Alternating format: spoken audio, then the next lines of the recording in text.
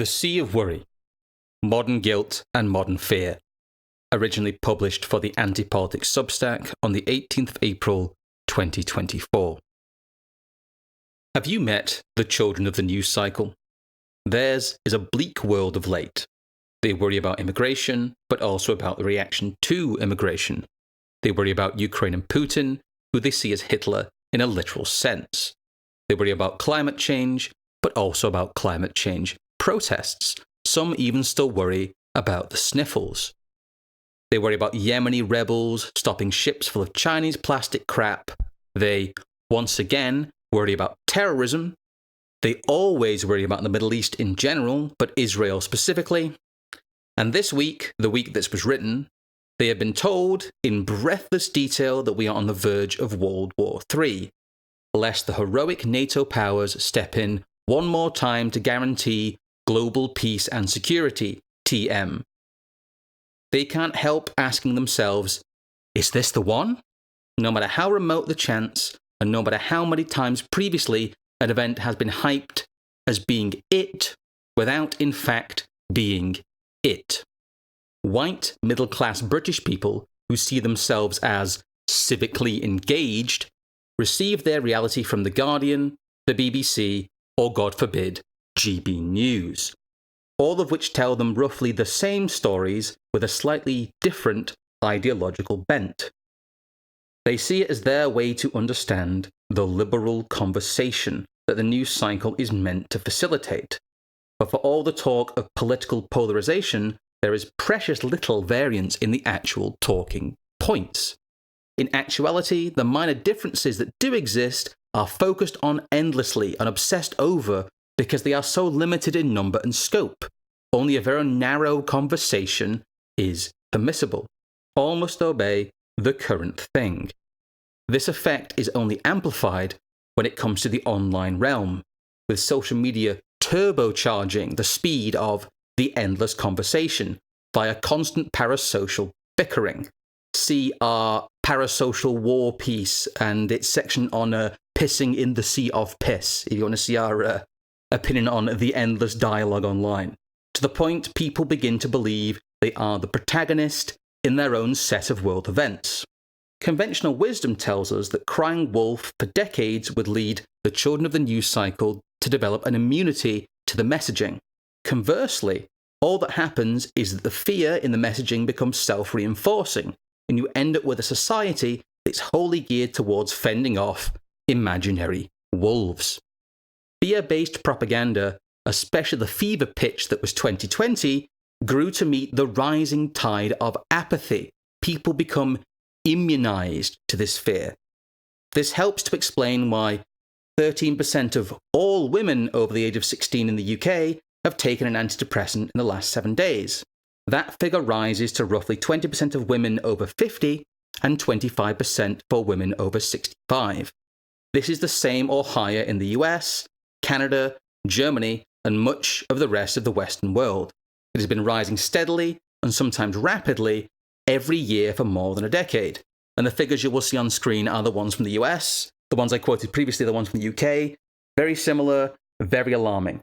In modern Western democracies, the politically engaged masses exist in a sea of worry. Their reality is one of constant anxiety about dramatic and drastic events beyond their control and outside of the scope of their everyday lives. In his documentary The Power of Nightmares, Adam Curtis lays out how Bush Jr. and his administration used terrorism and transformed it into an all-powerful boogeyman that greased the wheels of state action. Adam Curtis is, also, unfortunately, an interminable shitlib who would never turn that cynical, analytical eye to debunking the current boogeyman of fascism, or offer solutions that stray outside of the limits of boilerplate progressivism. His documentaries offer you darkness without true revelation or a means of escape. They are a product of the Newsnight intelligentsia who believe watching a serious news show puts them a notch above Drywall Dave, who reads the exact same Reuters Associated Press penned stories in The Sun. They are simply packaged differently. The sea of worry is something that was more one-dimensional during the Cold War, Our managerial masters sorely miss that simple dynamic and have spent every day since the fall of the Berlin Wall trying to invent enemies as compelling as the evil empire. I have come to realize, as many have, that even at the height of the Cold War, the chances of a real hot nuclear conflict were remote. And from the late 1960s onwards, the Soviets internally acted upon this reality. They ramped up abortion, no longer fearing a land war, because they saw sheer human mass, by that point, as an administrative headache and not a waiting army for World War III. By the early 1970s, the USSR and USA saw their mutual nuclear arsenals as financial headaches more than anything else, resulting in the two SALT treaties for nuclear reduction. The nukes were never going to fly, but the fear they might was very useful. The Cold War was largely a domestic, not geopolitical project.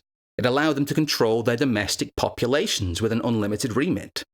People who lived through those years will tell you that fear of the bomb was the mental background noise to many people's lives, especially certain types of concerned young people. It always existed within their psyche, trotted out and enhanced whenever needed. Cold War fear of all-out nuclear conflict being almost laughable is still a very controversial opinion, but I think it's the only historically literate one. We find ourselves today with a version of the bomb tailored for the increasingly fractured cultural and political niches that make up the dissolving societies we call the West. The children of the news cycle are unified in their fear, but not always in what they fear. They exist in an overarching fear complex.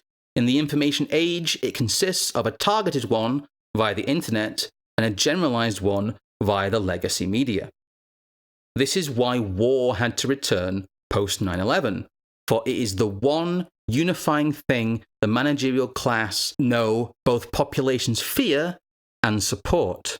If it stopped there, it won't reach here, is the tired old boomer mindset invoking World War II. So all foreign wars become wars for protection of the homeland and its greater values. This is the through line in Ukraine and the attempted through line in Israel. The narrative of fight Hamas in Gaza to stop them from conquering New York isn't exactly resonating. Hence the invocation of somewhere like Iran, an eternal boogeyman.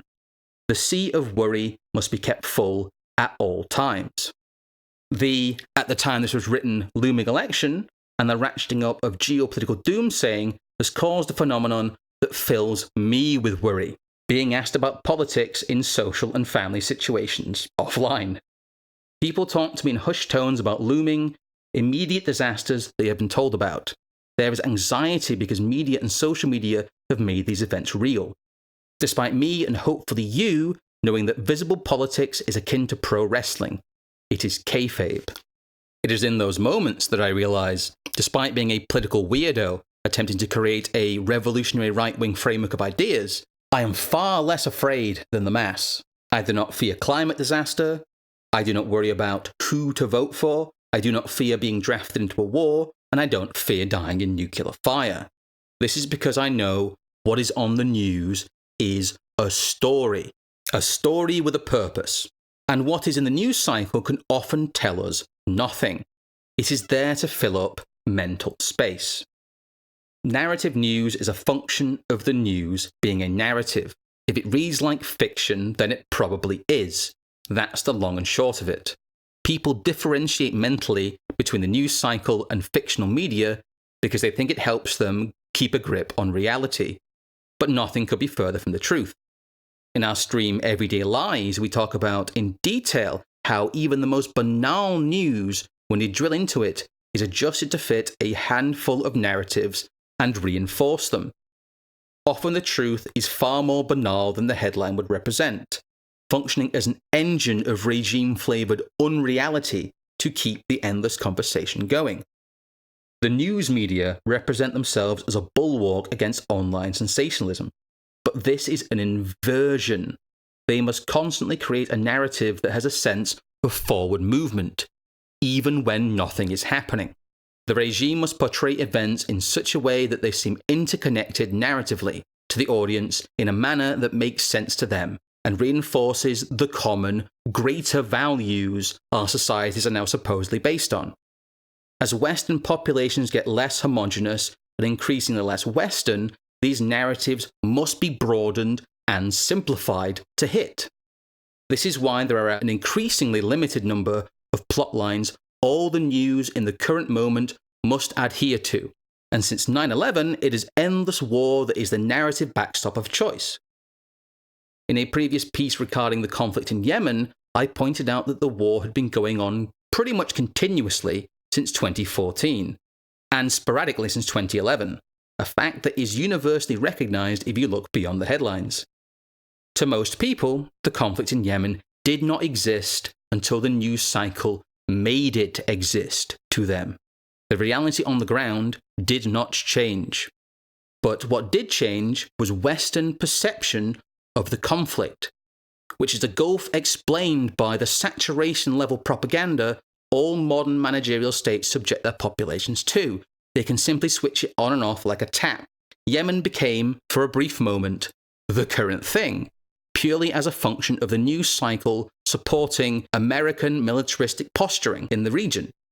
The same is true of Israel and the geopolitical extended universe of the Iran conflict. American policy hawks have wet dreams about it. America is so horny for war with Iran, it makes you uncomfortable. It's ugly and perverse.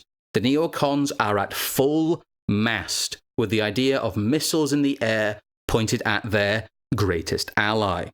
We know via the work of the Nudge Unit, who were the official social engineering team of David Cameron's government, that all language is deliberately and openly crafted to elicit certain responses to nudge you towards certain beliefs and actions. This is justified by these actions being good actions and these beliefs being good beliefs, and that the state would be remiss if they didn't socially engineer these outcomes as far as possible. This is an accepted tactic in the liberal conversation that is supposed to be public life. These nudges, of course, all coincidentally align with the aims and goals of the British security state. If the news cycle is making you paralyzed with fear over a global war, and all messaging is explicitly and openly crafted, that's simply how the crafted narrative is supposed to make you feel. The message is less important than the messaging, the packaging, the framing of events. The entire news environment is chanting, war is coming, war is coming, war is coming, or civil war is coming, civil war is coming, in rhythmic unison. The idea of the importance of the liberal conversation has led directly to the acceptance of the internet, which is held up as the ultimate expression of the liberal exchange of ideas. But the internet is an informational weapon controlled by the American security state. Social media is doubly so. What does that say about the liberal conversation? Looked at tactically, it functions as a psychological weapon for those in power, as the internet undeniably is. For those of you with eyes to see and ears to hear, you will have noticed that the liberal conversation has been injected with a new level of existential dread ever since the fear porn bonanza of the lockdowns. Since I first wrote this, a certain Mr. David Betts has come around and decided to reframe technical and demographic decline and the resulting low-level violence as civil war. That's a perfect example of people injecting this immediate fear when really what your enemy is entropy, as we'll get to. But to continue, if you think World War III or some kind of hot American Civil War or British Civil War is imminent, then you are drowning in the sea of worry. You have become useless. Fear of a phantom global or civil war that never materializes is just the same as being afraid of a nebulous, deadly virus. It is living in unreality. If you don't live in reality, you can't effectively plan ahead. The idea of another American or British Civil War especially has become borderline kitsch, with news media pushing the idea to such a degree it is a cultural touchstone big enough to be cashed in on via a low-quality Civil War exploitation film, a Beanie Man fever dream. The mantra of nothing ever happens is becoming an online politics cliché. But really, what we are seeing is the fact that American hegemony is still in place. There can be no true conflicts in the Middle East because there are no rival castles, no real power centers in the Middle East, barring the adventures of Russia there. The idea Iran could threaten American hegemony, in an immediate sense, is ludicrous. It is also not in its interest to do so right now. The Ukraine war was a story of a US-dominated NATO forcibly engineering a conflict with Russia and then repeatedly punching itself in the face. The regime suffers a loss, yes, but they are own goals, self-made defeats. The immediate fear of catastrophe the masses feel as they immerse themselves in the sea of worry prevents them from seeing the real problem in all Western nations: inexorable and systematic decline. Entropy. I think the Heathrow incident has highlighted that. Their flights of fancy into geopolitics provide them with an escape from their everyday lives. At least if your worries are a big ocean of vague, distant fear, you can justify inaction regarding them. They have allowed their minds to be globalized, and as such live in their own internal world of big politics and reality, a world in which people in London and New York worry that Israel might be attacked more than they worry about the fact that most people jumped a BMI category during lockdown, and the average American woman is now 5'4" and 170 pounds. It's a much more real issue. Civilizations have civilizational time horizons. Think about it this way. There is a grand old house built by a brilliant man and maintained. When he dies, his son inherits the house but doesn't know how to maintain it and won't hire anyone who does. The house doesn't fall down immediately. It will slowly degrade until minor things and then major things go wrong. For many years living in the house day to day, you might not even notice it getting slightly more shabby as things are structurally sound. He could even patch over a few things, if he didn't do it too badly. It could look perfectly fine for many years until something taken for granted goes wrong and it can't be fixed. The problem is, the roof leaking or a window smashing and not being fixed makes the decline quicker. It can become a negative cycle. But even then, it's a process over months at the very least. A house becoming unlivable is not a single event. In fact, it is most commonly a series of long interconnected events and lack of maintenance. The banality and simplicity of the real problems facing the West struggle to cut through the insane fiction that keeps people immersed, agitated, but ultimately paralyzed by the sea of worry. Maintaining the level of fear at a fever pitch has created a narrative soap opera in world events. Our supposed elites cry in support of foreign flags and proclaim the end of the world in an environmental apocalypse. What is pumped out by media and portrayed as accepted reality is cartoonish. They are crying that Hitler has returned and the earth is dying, simply to cut through the informational noise and refill the sea of worry in people's hearts. This paralyzing unease keeps you amenable to a tightly managed mass society, but it is lazy writing, and they are not all on the same page, so it becomes predictable and necessary to telegraph in advance, partially to prepare the mass for what's coming, and partially to signal to other elites to get with the program. If you read public information meant as inter-elite communication, you can predict the political future.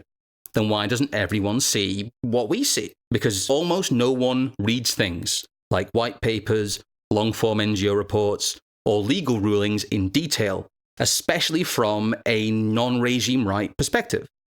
The material of substance behind the headlines requires research to find in the first place. It is often couched in complex legal language, and it is, above all, boring.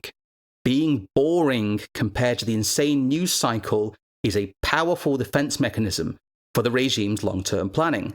Why would you focus on a boring policy report when the news is showing you footage of people blowing up?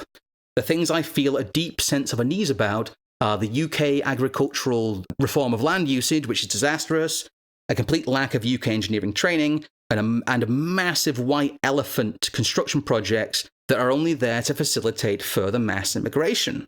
These are the nuts and bolts of what keep the grand old house of British civilization somewhat livable. These are signs of decline, but not causes of immediate fiction-worthy collapse, and as such they go mostly ignored. They aren't quite as sexy. These are the things our content is geared towards, as we've been calling out these obvious political containment things as well in our midst for a long time. The two go hand in hand, and the containment keeps you looking at the things that aren't going practically wrong. And it is a lot of the nuts and bolts stuff. We are often accused of being blackpilled due to our insistence that the entire process is not genuine, but the fear of a sudden, sharp, single-event collapse being instilled by all aspects of the current regime is demonstrably not genuine.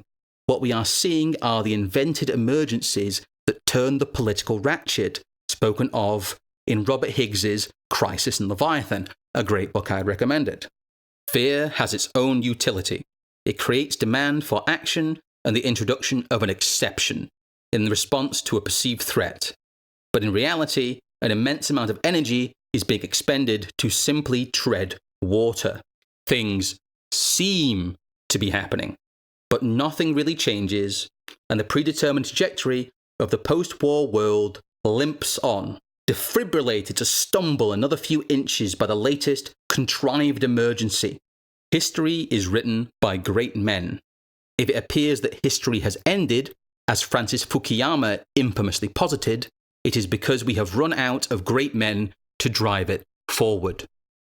What no one is prepared for is that nothing will happen, that their personal sea of worries will amount to naught, and they will be left in a world ever poorer in spirit that nonetheless lingers on. What people really don't want to think about is slow death. They'd rather the West die in some glorious fireball than simply creak to a halt and rust in place. Thank you for listening. Like I said, this was recorded pretty much a year ago, but I think it's very relevant, especially to all the Civil War stuff going on. I'll leave you with a slightly longer outro today. Thank you for listening, and goodbye. Please do support us.